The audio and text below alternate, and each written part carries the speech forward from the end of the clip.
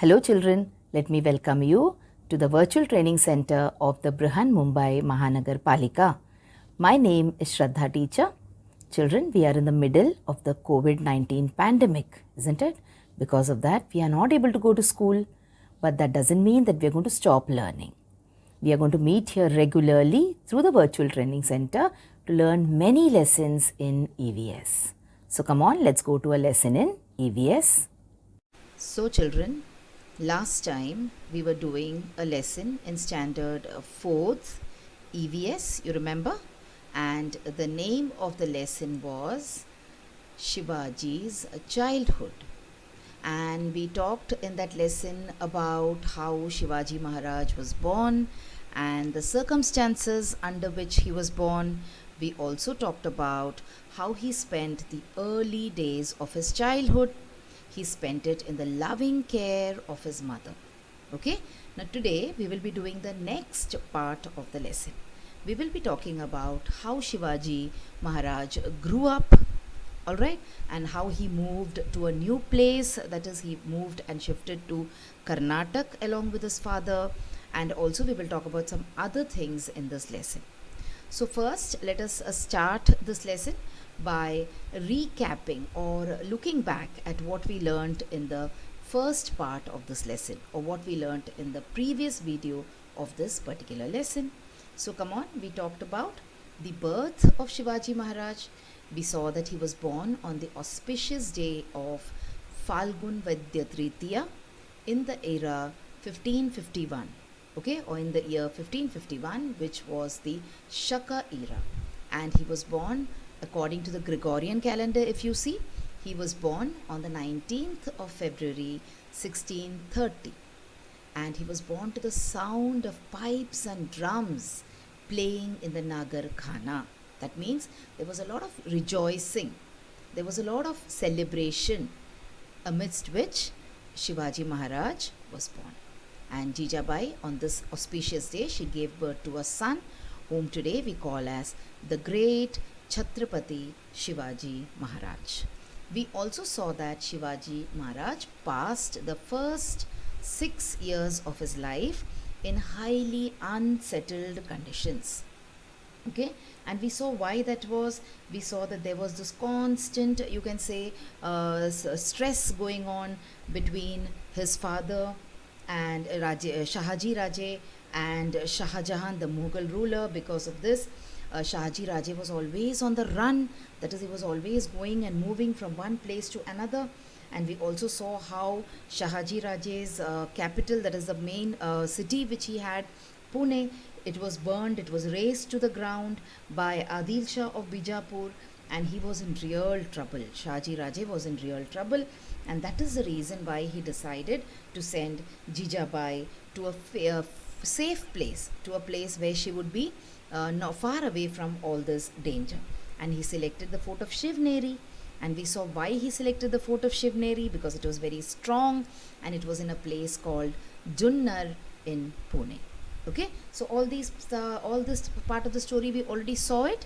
So after Shivaji was born, in spite of all these conditions, we saw that Jijabai, she did not neglect his education. That is, she paid very good attention to how Shivaji would get knowledge, not only about the basic subjects like mathematics and science, but also about religion, and also about warfare, also about the teachings of great leaders, etc.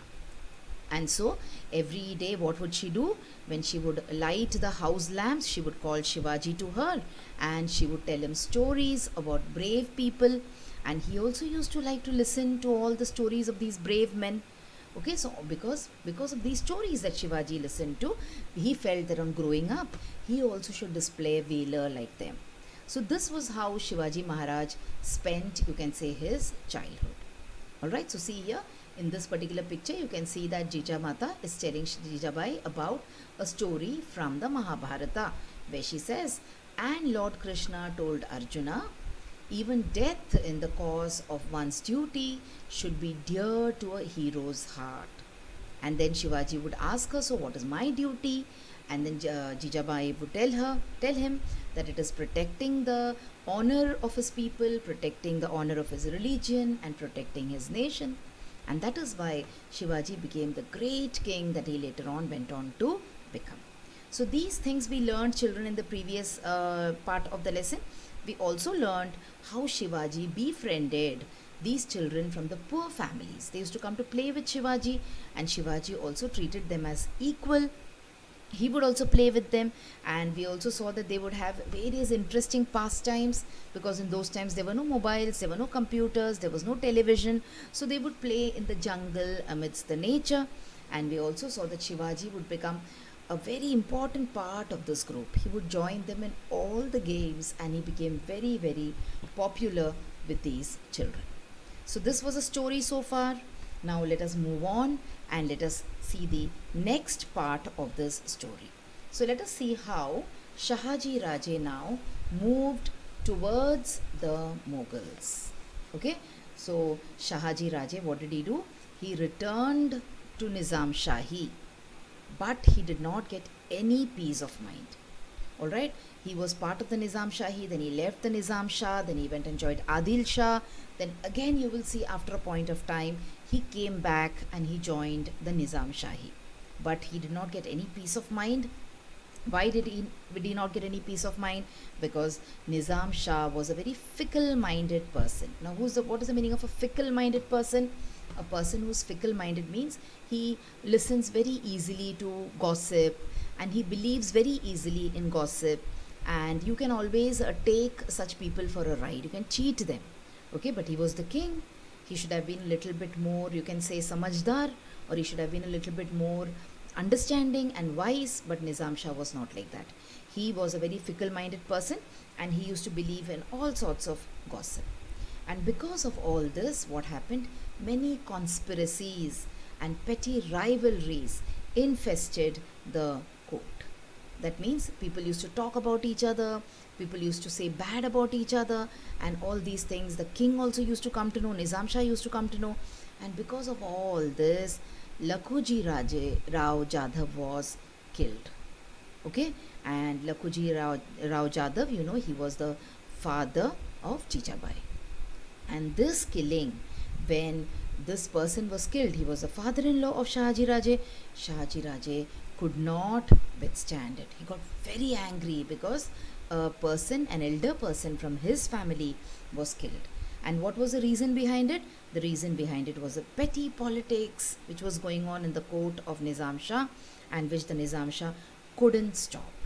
And that is the reason why he got so angry that he left the Nizam Shahi and he went and joined the Mughals. And at that time, Shah Jahan was the Mughal Empire, so he was infuriated.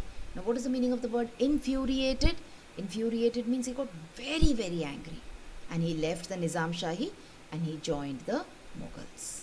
Okay, so this is how it happened. Now, children, we saw that we know that Shahaji Raje, he came and he joined hands with Nizam Shah.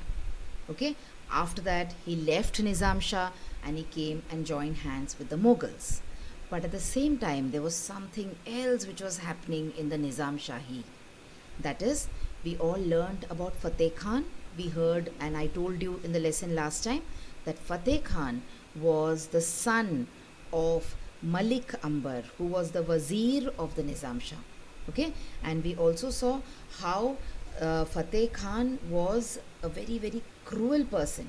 And after Wazir Malik Ambar died, Fateh Khan became the Wazir of the Nizam Shahi. Now the same Fateh Khan, you know what he did? He secretly joined hand with the Mughals and he killed Nizam Shah. That is, Fateh Khan was the Wazir, or he was a minister with Nizam Shah, but he killed Nizam Shah.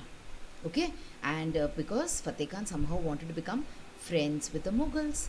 Now see, again everything changed over here. Shahaji Raje had left the Nizam Shahi to come and join the Mughals, but now the Nizam Shah, people from Nizam Shahi only were coming and joining hands with the Mughals. So somewhere again trouble started for Shahaji Raje, and you will see that there was complete anarchy in the state. Anarchy means mismanagement. Okay, people were not happy, and Fateh Khan was somehow trying or planning to enable the Mughals to swallow the Nizam Shahi. Fateh Khan wanted the Mughals to capture the Nizam Shahi.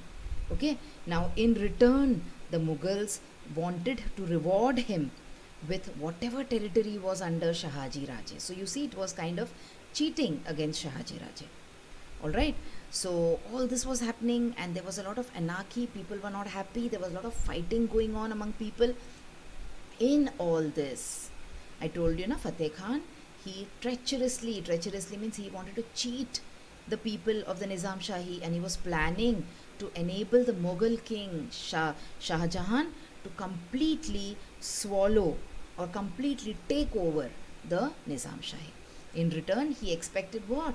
He expected that he would be rewarded the territory under the control of Shahaji Raje. And that happened.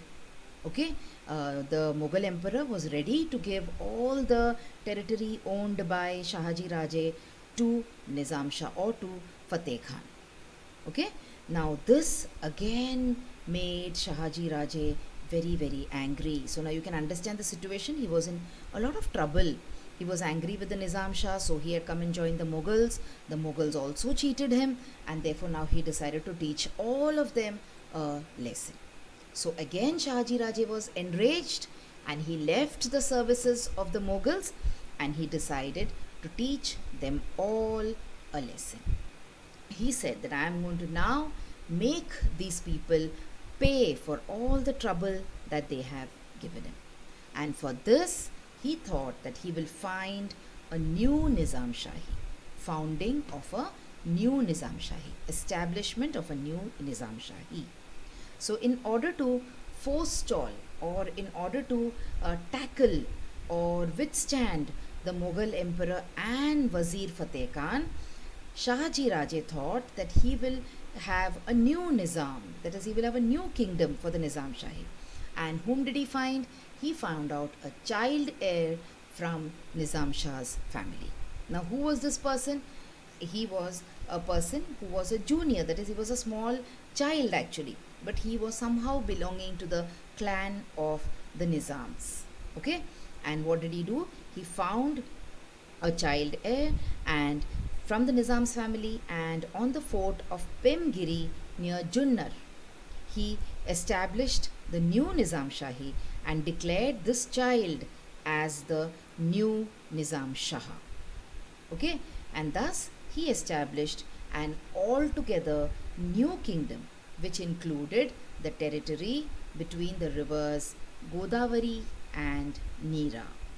So this is how he came up, or he established a new Nizam Shahi, or a new Nizam Shah. He made him sit on the throne, even though he was a minor, he was a child. Okay, but he was a Nizam nevertheless, even though he was a child. And then the same battle continued, the same story of bravery continued. Shahaji Raje fought vigorously to protect this new state that he had established. Okay, now initially Adil Shah supported him in these efforts. All right, he was very angry with the Mughal kings, and also he was angry with Fateh Khan also. So he supported Shahaji Raje in these efforts. But later on, you will see that the Mughal emperor Shah Jahan himself marched upon Shahaji Raje, and then he also threatened Adil Shah. He threatened him that if you side with Shahaji Raje or if you support Shahaji Raje, I will destroy you. And that is when Adil Shah signed a treaty of friendship with Shah Jahan against Shahaji Raje. So see how the relationship between these kings keep on changing. One moment they are with one person, the other moment they are with another person. And now the Shahaji Raje had now to fight new forces. That is because Adil Shah had joined hand with the Mughals. The army, the size of the army became bigger, and Adil Shah had to fight bigger battles now. So Shahaji Raje, had to fight bigger battles now. So Shahaji Raje now began to fight the joint forces of Mughals and Adil Shah using guerrilla tactics. But it was a huge army which he was facing. So he could not sustain the war all by himself. Sustain means he could not withstand, or he could not keep fighting against such a huge army. And in the year 1636, unwillingly, that is, he was not at all happy, he wanted to teach all of them a lesson, but somehow he could not, because of the lack of men, you can say, or the lack of power in his forces, because there were two armies fighting against him, army of the Adil Shah and army of the Mughals. And now along with the Mughals, the Nizam Shah was also there. Okay, so he signed a treaty of peace with the Mughals. He was unwilling, but he had to do it. But his daring spirit kindled a confidence among the Marathi people. That is the kind of valor that he showed. That is how he went on to establish a new Nizam Shahi altogether.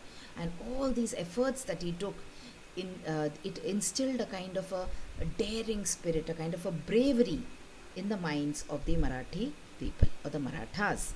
And this proved useful for Shivaji in establishing Swaraj after a few years. Okay? Now let us talk about the second part, or the last part of the story, about Shivaji's childhood, where Jijabai and Shivaji, they move to the state of Karnataka.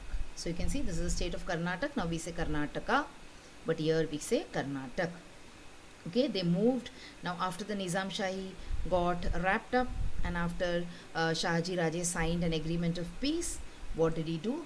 He moved away from the territory of the Nizam Shahi. So after the downfall of Nizam Shahi, established by Shahaji Raje, its territory was divided by the Mughals and Adil Shah amongst themselves. Why? Because they were the ones who fought the battle together. Shahaji Raje's Jagir of Pune and Supe, now it lay within Adil Shah's share. So whatever Jagir Shahaji Raje had, that was given as part of share to Adil Shah. Okay, and you will see that now Shahaji Raje also joined Adil Shah's services, and you will see that in a way he gave it to Shahaji Raje also. All right, and now he gave Pune and Supe to Shahaji Raje on his behalf. That is, he took the decision, and it was given to him by the Mughal king, but he gave away these places to Shahaji Raje. Adil Shah assigned to him the task of conquering the districts or territories in Karnataka. So he told him, now I am giving you a new duty. You are supposed to go and conquer certain territories of Karnataka. So this was the reason why Shahaji Raje departed to Karnataka. And some time later, after the departure of Shahaji Raje to Karnataka, Jijabai and Shivaji also joined him there. So now you will see that in Maharashtra, when Shivaji was living, okay, when he was 6 years and 7 years old, his life was very hectic. It was very troublesome. It was not at all settled. They were rushing. He and Jijabai were continuously rushing from one fort to another in order to save their lives. And it was during these times that young Shivaji Maharaj used to hear the stories of the brave deeds of his father. So Jijabai used to keep telling her son Shivaji how brave his father is. So Shivaji Maharaj grew up learning stories not only of great men like Rama and Krishna, but he also learned about the life and bravery of his own father. And that is how you will see that he had a lot of respect and love for his father as well. And when they came to Karnataka, here Jijabai and Shivaji got some kind of peace in Karnataka. Shahaji Raje, he defeated many kings in Karnataka also. And then you will see that Adil Shah awarded him the Jagir of Bangalore. And Shahaji Raje then made the city of Bangalore his headquarters. Now Bangalore is now called as Bangalore. Okay, the new name is Bangalore. So this place was given as a reward or as a prize to Shahaji Raje by Adil Shah. Then you will see that Shahaji Raje, along with his wife and his son, they lived in this place, and they lived in this huge a palace in Bangalore and with the trappings of a king. Trappings of a king means in full thart and mart like a king. And then he began to summon the court also in order to give justice to his people.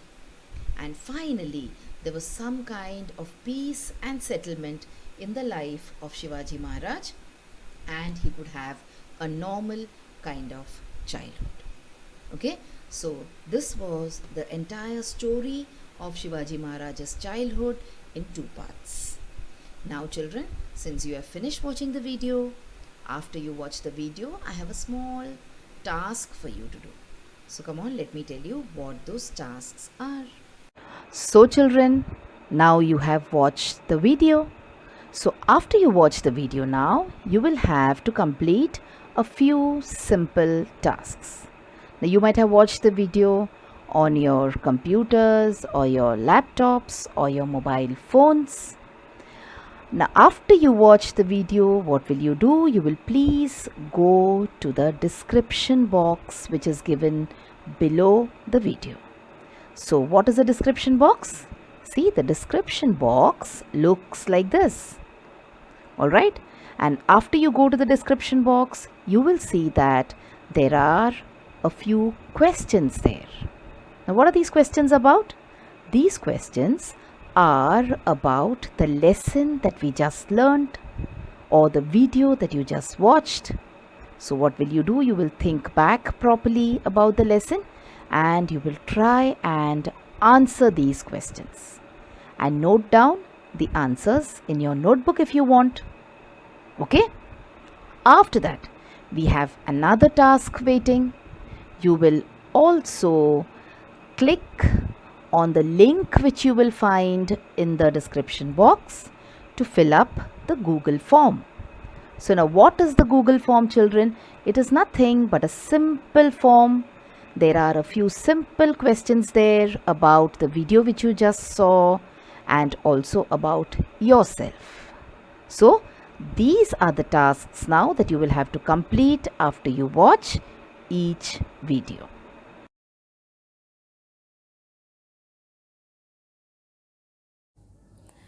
So children, wasn't that a very interesting lesson? I'm sure you learnt a lot of new things in this lesson.